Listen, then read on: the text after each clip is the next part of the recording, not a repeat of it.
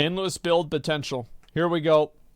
No matter what RPG you're playing, progression is king. And when it comes to Diablo 4, the team is trying out a few new things to push players forward. Okay. My name is Kodiak, this is Legacy Gaming, and today we're breaking down important progression systems within Diablo 4. Let's see it.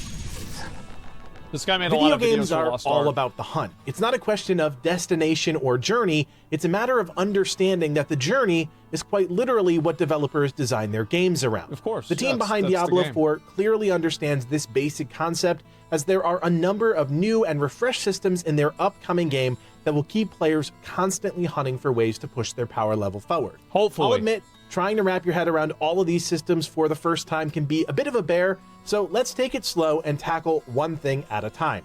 Keep in mind, some of the specific stats and numbers we talk about might change come launch. Let's start with Renown, an account-wide progression system that not only impacts the character you're currently playing on, but benefits your entire roster of heroes. This system is designed with alts in mind and provides a direct way for players with ambitions to play multiple characters, a way to make that process a bit easier. Yeah, so it's like account-wide progress. This is very good. I'm glad they're having this. Renown is a zone-wide reputation system. Each of the major zones have 5 levels of Renown, and by completing different activities, a player can unlock specific account-wide rewards. Discovering areas within a zone rewards 2 Renown, finding an altar of Lilith rewards 5 Renown, unlocking a waypoint rewards 10 Renown, completing side quests rewards 15 Renown, completing dungeons rewards 20 Renown, and liberating a stronghold rewards 50 Renown. Each time you reach a new Renown milestone, you'll receive 2 rewards. At each Renown level, you'll be able to claim bonus XP and 10,000 gold per character. Yeah, you'll also receive that account-wide reward without needing to claim anything. Lost Ark roster level? Yeah, I think Lost Ark roster is good. A lot of what Lost Ark does is good. The problem with Lost Ark is the end-game progression loop. I actually think that the character progression loop, like everything that you do, getting your character to 60, getting your, beast hearts, doing your omnium stars, everything, I think it's good. I do. I think it's great. I like it. 1 requires 80 Renown and rewards 1 skill point. Level 2 requires 180 Renown and rewards 1 potion charge. Level 3 requires 300 Renown and rewards 1 skill point. Level 4 requires 500 Renown and rewards 1 skill point. And finally, level 5 requires 800 Renown and rewards 4 Paragon points. Got it. That's good. The next aspect of progression worth talking about is tied to one of Diablo's most important systems, loot. This is called the Codex of Power, and while we briefly touched on it in our recent video talking about Diablo 4's various selling points, is this like Herodric Cube? It's worth going deeper. The Codex is essentially a collection of most of the legendary aspects. Yeah, so you can you can save them. This is in Diablo 3, where CatDany's Cube, not Herodric Cube, the CatDany's Cube, where you would save a legendary affix and then you could activate it whenever you wanted. This is good. I like this a lot. In the game, legendary aspects are special powers that can be imbued on items to greatly influence how a player and their playstyle function in combat. To unlock each aspect, a player must first complete a specific dungeon for the first time. According to the developers, there are nearly 150 dungeons in the game, so putting 2 and 2 together... That's fucking crazy. Like, I bet there's probably 150 in the same way there's like 150 dungeons in Elden Ring, where like, yeah, there's 150, but 120 of them are like pretty much just reuse mobs. Yeah, there's a lot of aspects to collect. I don't think it's bad. Aspects fall into a few different categories, and while some are generic and can be applied to any class, there are also class-specific aspects that are tailor-made to enhance the performance of certain class abilities. Aspect categories break down into defensive, offensive, resource, utility, and mobility. The real beauty of this system is its flexibility. Say you find a rare weapon out in the world. The stats are perfect, but you want to enhance it with a specific legendary aspect. You can take that to a vendor called the Occultist, enhance it with an aspect, thus transforming that item into a brand new legendary tailor-made for your playstyle. Okay, so this is kind of how Shadowlands legendaries worked in a way. I mean, it's not the exact same, but this is kind of the same thing. Okay, that's fine. That's good, yeah. Likewise, you can take an existing legendary weapon and swap out the unique aspect, replacing it with another aspect of your choosing. Keep in mind there are two types of aspects: Codex aspects, which can be applied indefinitely to items, and extracted aspects, which are ripped from pieces of gear and are consumed after use. It's also important to note that the process of doing all of this is called imbuing and can only be done once per item. Now, there is a catch. This system is incredibly powerful, but without some limitations, it would eventually completely negate the magic of searching for that perfect piece of loot. The two restrictions are: individual effects from a legendary aspect will always have the lowest possible rolls, and not all legendary aspects are available through the Codex of Power. I feel like there's a lot of the things that don't have variants in them. So, like, for example, I think that there were some legendaries in Diablo 3 that they just gave you an effect and that was it. Like, there wasn't really a lot of percentage based off of the effect. It was just, you get this effect, that's all there is to it. But it depends on, like, how big the difference is. All that in mind, I think it's worth looking at a few examples of aspects you can unlock with the Codex of Power system. Rapid aspect is a general aspect that increases the attack speed of your basic skills by 23%. Sure. Aspect of Might, another general aspect, gives your basic skills 25% damage reduction for 4 seconds. That's really good. Now, those might seem a little bland, and I'd agree, which is why you'll also want to hunt down the class-specific aspects like Brawler's aspect, a Barbarian aspect that explodes enemies if they're killed within 2 seconds of being damaged by a kick or charge, dealing damage to enemies nearby. Or Unyielding Command, a Necromancer aspect that grants your minions plus 70% attack speed and 90% damage reduction while Army of the Dead is active. What the fuck? If it wasn't That's clear crazy. Before, 90% damage.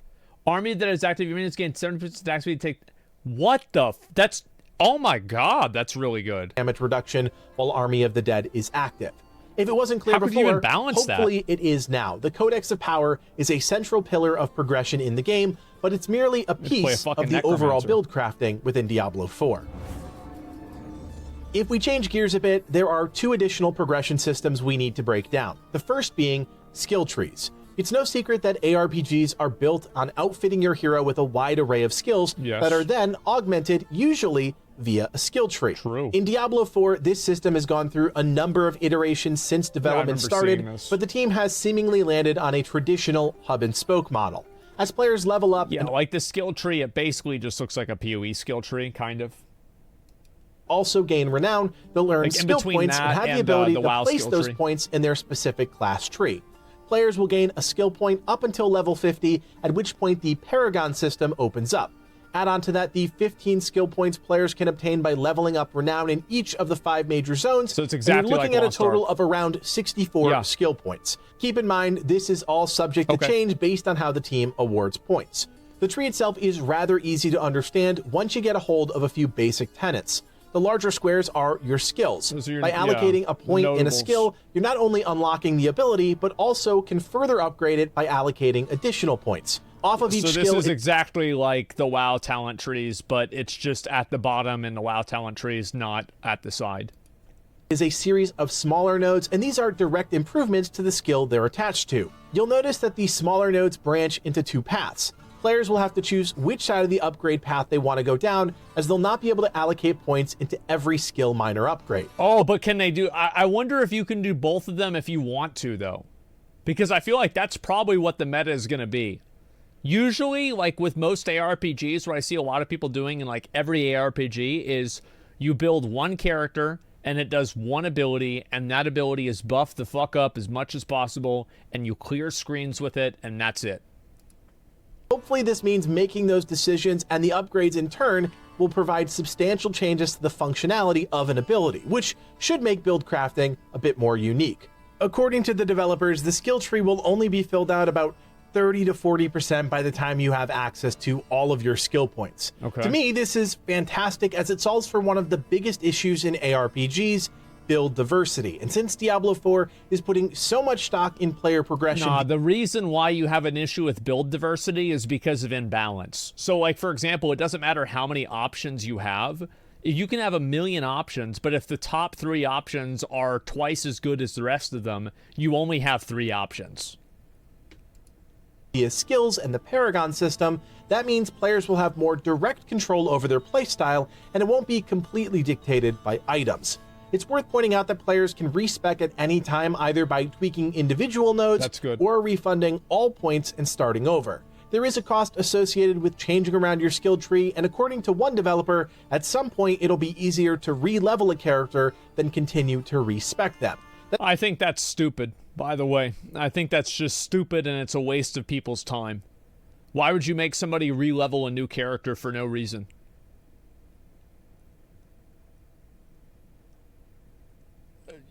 Well, I don't want to do that. I just want to play a new spec. Like, it's a seasonal game.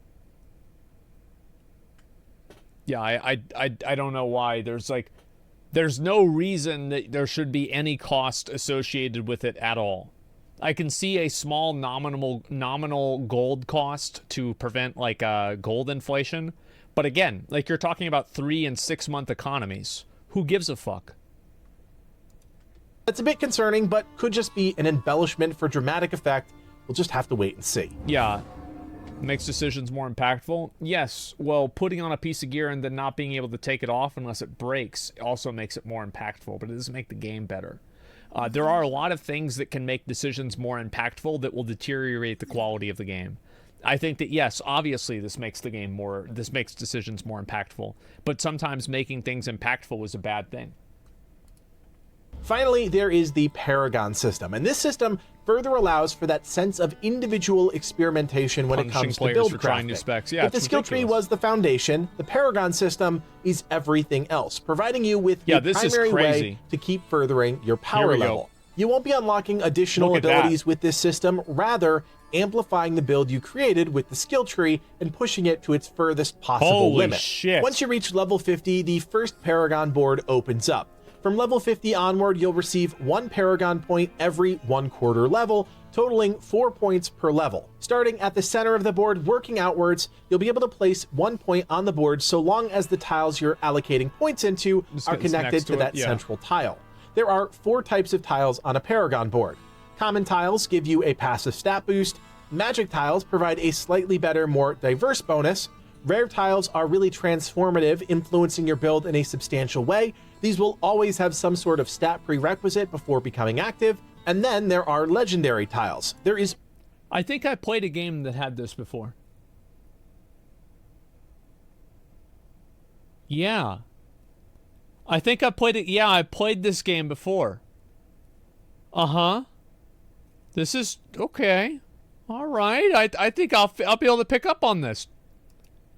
1 per board, and they're always located at the center of the board. As you might expect, these offer the best bonuses.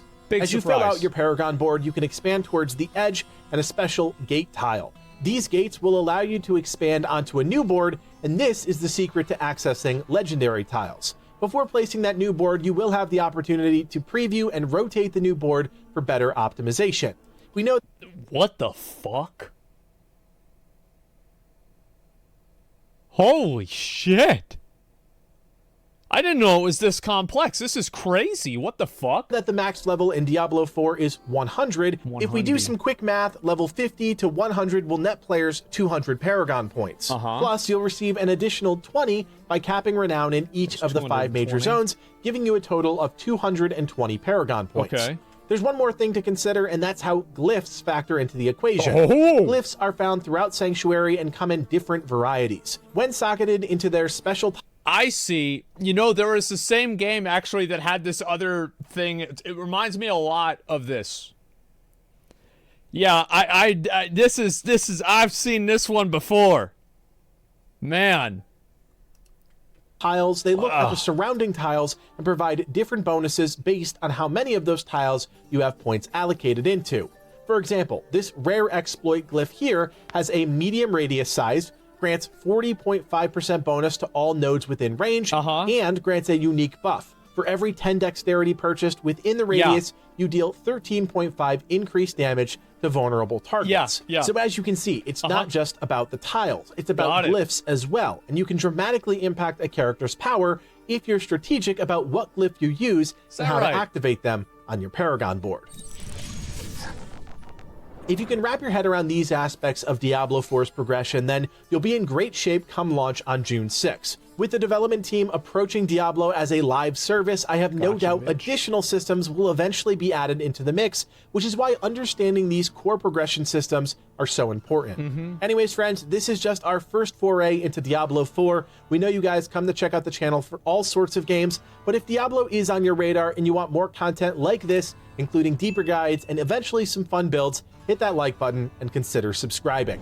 We also plan on opening up a Diablo 4 clan once the game goes live on June 6th, so if that's something you're interested in, consider joining the Legacy Gaming community on Discord. We recently reworked our entire server, so come hang out, win free prizes, talk about games like Diablo 4, and eventually group up with your fellow clanmates. Check out the link in the description below. My name is Kodiak, and from everyone here at Legacy Gaming, thanks for watching, and play on. I've always thought the videos that this guy does are just like, they're so well done. It's like, they're like professional level videos. They're so well put together. And yeah, it's great. I'm excited. I mean, obviously, I'm gonna play the fuck out of Diablo 4. Like, I'm not happy that we don't have trade. Not happy about that at all. But otherwise, I am very excited about the game. If this game is hard to figure out, people trick themselves into feeling smart for overcoming bullshit systems. I am not a fan of bullshit systems. I don't like it. I don't want to deal with it. However, it depends on how complex it is, how intuitive it is. And also, like, the problem is, like, okay, you have, like, this system with, like, 50 different things that you can do. And that also means there's 50 different mistakes you can make. So how do you have a system? I feel like PoE does itself a huge disservice by not allowing people to respec. The first time I played PoE, I quit the game because I couldn't respec. I was like, okay, well, I obviously made my build wrong. I should go back and change my build. And I couldn't do that because I just simply didn't have the resources for it. So, you can respec? Okay, so, like, all right, let's assume that, like, you're the kind of person that's playing the game and you get to level 62, okay? And you're at 62, you're in Act 9 or Act 10. And you are just getting absolutely demolished. You're getting yeeted, deleted, beated, everything else in between. You're getting fucked in the ass. You don't have enough Orbs of Regret to completely change your build. You don't. And you don't have the currency to get it. Even with all the respec things that you get, I think that in PoE, you should be able to respec your character for free with no restriction whatsoever until you complete the campaign. After you complete the campaign and maybe you do, like, you know, level 5 maps or something like that, then I think, yeah, you should have to use Orbs of Regret. Absolutely, because that's the way the game works. But I see no gameplay advantage to locking a level 40 new player into a talent spec that they chose themselves that they didn't understand in the game because they don't know what the fuck they're doing because they just started. There is no improvement for the game because this player is locked into it. Or regret, full skill point refund. Yeah, or like, yeah, one orb of regret. Oh, I don't think they should completely get rid of the orbs of regret or like even for max level players because PoE is a different type of game. However, if they did, I wouldn't complain. I think that there are a number of things in PoE that they could remove from the game, and it wouldn't really change the game that much. Yeah, no respec only works if build changes. If every build changes the leveling experience and method. Well, it definitely does, but it doesn't change it in a good way every single time. That's the thing. Because it funds black market, third party, illicit markets, which developers are complicit in, which you know they are. No, I don't really think that's why. I just think it's because the game is derivative of Diablo 3, and there's a lot of things, or Diablo 2, and it's very much an old school game, and that's the way old school games used to be. Like, that's probably the real reason. It's not some kind of fucking, like, black market conspiracy. Fuck that. No, it's just that's the way they developed the game. So yeah, PoE 2 shall discombobulate D4 day 1. Oh, PoE 2 is going to be better than Diablo 4? I hope so. That means I'll be able to play Diablo 4 and then I'll play PoE 2. It'll be even better. Yeah, I mean, that'd be awesome. I'd be happy. Fuck yeah. Imagine that. Two new games. You don't have them whenever you need them, and you end up with 500 whenever you'll never need them again. Yep, there we go. Too many things are married to the Diablo 2 logic. I think that there are a lot of things in video games that are married to logic that is outdated. And I'm glad to see more games breaking the mold than actually trying something new. You trust the devs of PoE to do things differently suddenly in PoE 2? Not differently, but I just feel like I'm excited for the game, and I actually like PoE 1. Like, I like the game. I think it's a fun game.